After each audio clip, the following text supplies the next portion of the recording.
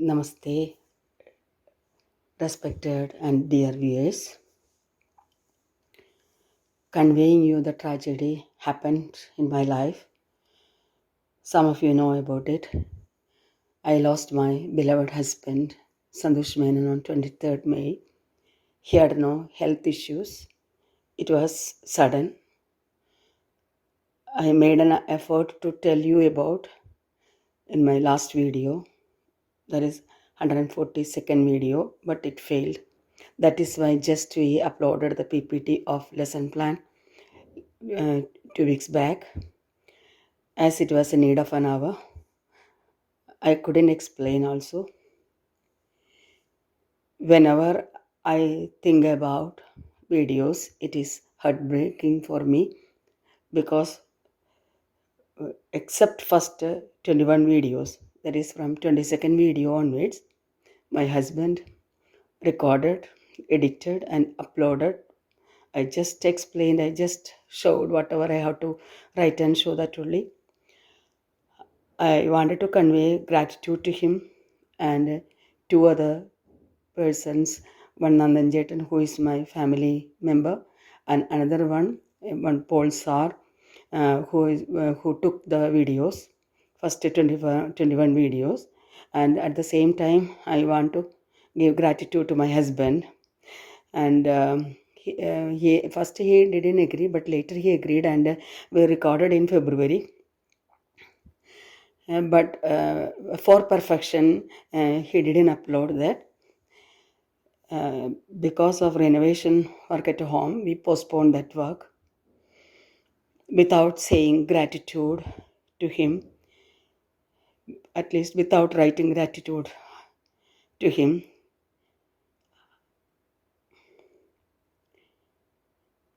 I can't talk to you. Gratitude to my dear husband.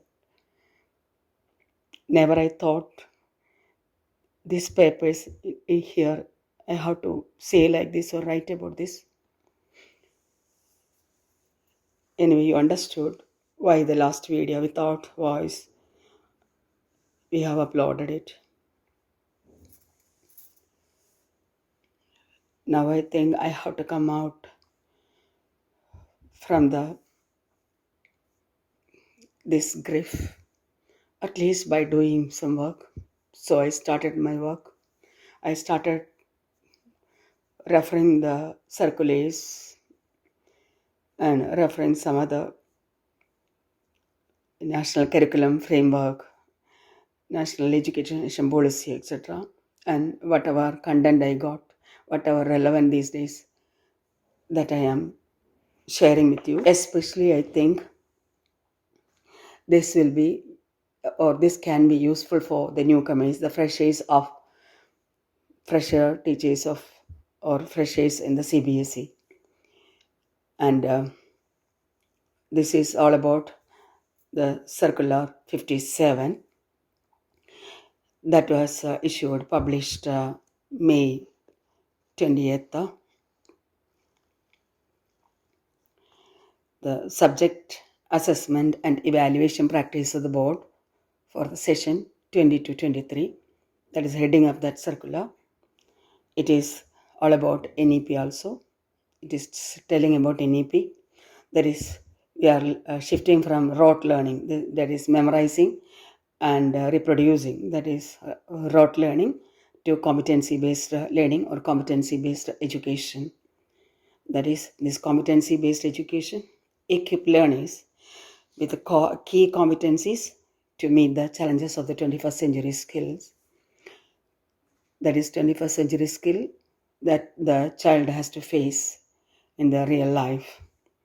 To implement the CBE, that is competency-based education, Broad has taken multiple steps. One is aligning assessment to CBE. Then another one, development of exemplar resources for teaching teachers and students on competency-based education, this pedagogy and assessment. And another one is continued teacher capacity building. And this circular 57 is based on 5 other circulars also, and this circular 57 is telling about how the competency based education should be, what percentage should be given. That I will discuss in the coming pages. So let us see what are the which are the 5 circulars it is mentioning about this. One is the published on, that is the circular number 5. Circular number 5, that is published in 2019, January 18. And according to this, learning outcomes at elementary stage. This circular is telling about the learning outcomes at elementary stage, Right to Free Compulsory Education Act, that is RT 2009.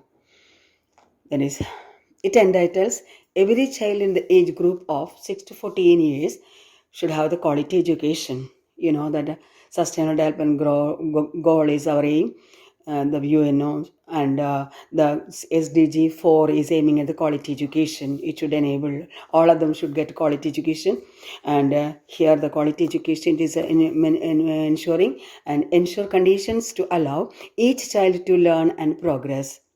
And student and teachers should know the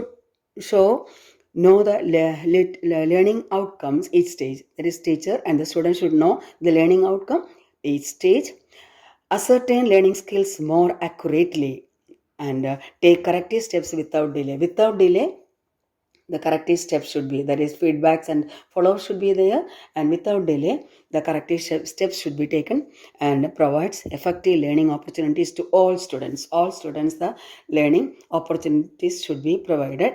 So here we can see the students, teachers, parents and community members and education administrators, all of them should know about the learning outcome, what is happening, what about the learning of students. This community should also aware of that. That is mentioning in the circular number 5, 2019. So I am talking about this because in the circular 57, all these links have been given to know about more about this. I am talking about especially about the freshers can be make use of this. Then the another circular number 11, it is mentioning about the strengthening assessment and evaluation practice of the board. So it is focusing on attention on what our students are learning along with the skill sets they are acquiring. What they are learning, what skill sets they are acquiring. Students must acquire the skills of 21st century skills, that is critical thinking, problem solving, analyzing information, collaboration, effective communication, developing curiosity, imagination as part of the learning process. Not only this much, more are there in the 21st century skill. That means that they should acquire the knowledge, they should acquire the skill. After learning, there should be they should apply it, or they should know from a concrete learning. They should reach to the abstract learning. What they have learned, they should have the ability to test it, or whether it is correct or wrong, like that. So the learner-centered learning is important here. Then comes the circular number 18 to 2020 and circular number 31 2020 and 32 2020. Here more about it regarding the evaluation and everything. So here let us see what about the this 31 circular. It tells about the introduction of online teaching, online teacher progress of CBSE. That of course we know it is about the COVID period where all of them started learning through the online platforms or teaching through the online platform. Then another one is the online awareness, that is regarding AI, that is artificial intelligence, introduction of artificial intelligence as a skill subject, secondary and senior secondary level, along with the 12 levels up to the 8th standard. So it is AI, importance of AI is they are mentioning about it, and it will become an optional subject also. And now we can focus on this one. This is the focus area what I am going to do. That is strengthening assessment and evaluation practices. Strengthening assessment and evaluation practice of the board. It is based on the competency based, that is CBE. It's an outcome-based approach to schooling. Learning outcomes, LOs, are defined in terms of competencies and capacities which students achieve and demonstrate at the end of instructional program. So after learning a particular topic, a particular subject, the children should have the capacities what the children acquired, and they should have the ability to demonstrate it what they have learned. That is the meaning of competency. So it is based on the learning outcomes.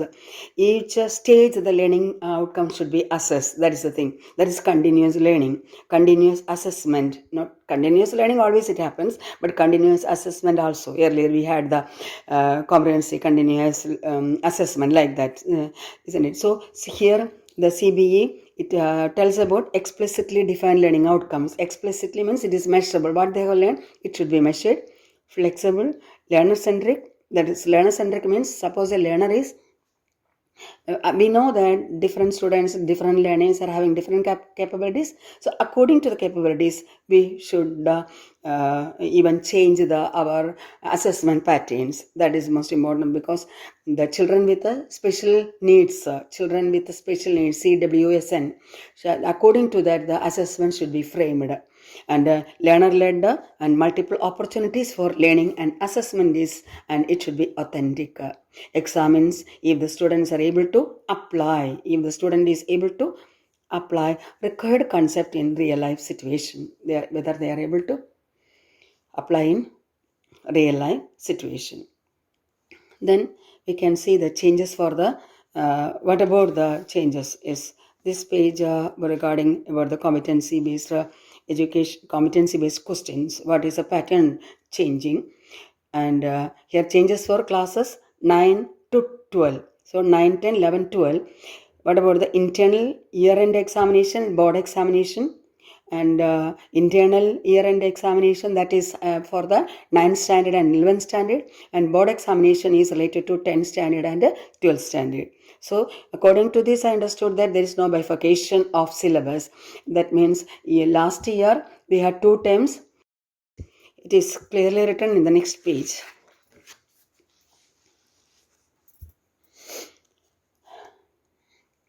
Yes, Circular 57, dated May 20th. Assessment evaluation to the board, year-end examination. Year-end, I told you that is about 9 and 11. 9 and 11, and exam, board exam is about 10th and 12th. So it is 80 marks. If it is 80 marks, is competency-based questions, MCQs, case-based questions, source-based questions, and any other type of questions. That should be 40%. Out of 80, 40% means it comes about 32 marks. Then objective type questions, 20 marks. The remaining questions, as usual, there is short questions and long questions, 40 marks. So in the board exam, 80% mark has been divided into this way: competency-based questions, objective type questions, and remaining 40%, that is the short answer type, long answer type. And here, yes, if you take into account 80, 40% 80, 32, 20% 80, 16, and again 32. That is the mark allotment. And we are waiting for the sample question paper. And here in the plus 2 level is concerned, plus 1 and plus 1 is concerned, competency based questions 30%, and this one 20%. There is a 30% only. Here comes a 50%. Then what about the internal mark? 20 marks. I am talking about 10th. And as it is 10, the internal marks, here we can see periodic assessment 10 marks. Periodic assessment 10 marks divided into 2 parts. That is pen paper test 5 marks. Earlier it was periodic test was pen paper test 10 marks, but now it is this way. It is written in that circular. I am talking about the circular. There is, even though it is written proposed same test like that is written. This is the thing. It is written in here. Periodic test, pen paper test 5 mark, and multiple assessment comes quizzes. Then oral test, concept map, exit cards, visual expression. Then portfolio, 5 marks. That comes under classwork, self-assessment, peer assessment, achievements of the student in the subject, reflections, narrations, journals, etc. That is portfolio 5 marks. So 10 plus 5, 15. Then comes subject enrichment. That is, in 10th standard and 9th standard, one subject they have taken, they have to go deeply into that particular topic, and they have to do. But in the science, they have the practical work for 5 marks, the maths lab work, social science, they are having map work and project work. Most of all, the project work as the enrichment activity. And here, consisting of the aspects like 5 marks, that is, then languages are concerned, that is listening, speaking skills. And next, scholastic areas, 5-point scale has been given. And here 11 and 12 is concerned, there are variations in the internal marks. Board exam mark 80, 70, 30. This 30 means fine arts. Fine arts 30 only. 30 only board exam and 70 mark for the internal. Here 20 mark for internal, 30 mark for internal, but 70 mark for internal. What about the practical work they are doing? That is about the fine arts.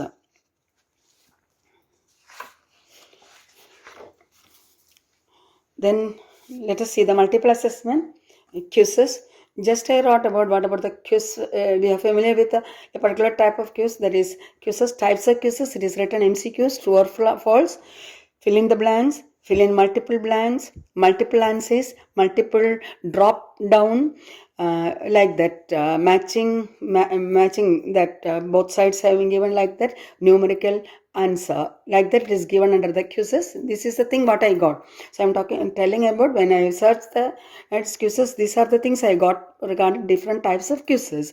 And quizzes often implies a short or informal test. It is a quick and informal assessment of students' knowledge. Sometimes people participate in quizzes for fun also. That is the definition. Just I wrote about what about the quiz meant by. Then oral test. Oral test with viva. That is, that an examiner poses questions to the students in spoken forms. In spoken forms, the benefit of this is an oral type of question. It includes better retention of concepts, better academic performance, immediate feedback from the instructor. Yes, instructor will give you the immediate feedback. An interview, and that can be an interview, a picture description, giving a picture and we can ask them to illustrate about it, a problem solving task. So oral is an exam given and taken by speaking. That is given and taken by speaking. Speaking is the oral test. Then concept map. Concept map is a diagram that shows relationships between different ideas. This helps to understand how they are connected. They are typically represented by circles, then ovals and boxes called nodes. Yes, these are the nodes, and circles may be there. Then there is ovals may be there, boxes may be. All this we can call this as nodes. See how the board exams, that is competency based questions, objective type questions, short long type questions. Competency based question itself can be divided into like that. So easily at a glance we can understand what is a specific outlay. At a glance we can easily understand what it meant by that about the concept map. Yes, different types of assessments are there regarding concept maps. It goes. Then exit cards. I think this is sufficient for this today's video. And another thing is that I have done the lesson plan format for social science, and I have written some concepts about English, not English alone, the languages, mathematics and science. So this is part 1 regarding the assessment. So let us see in the second part of this, and second part of lesson plan format. Thank you.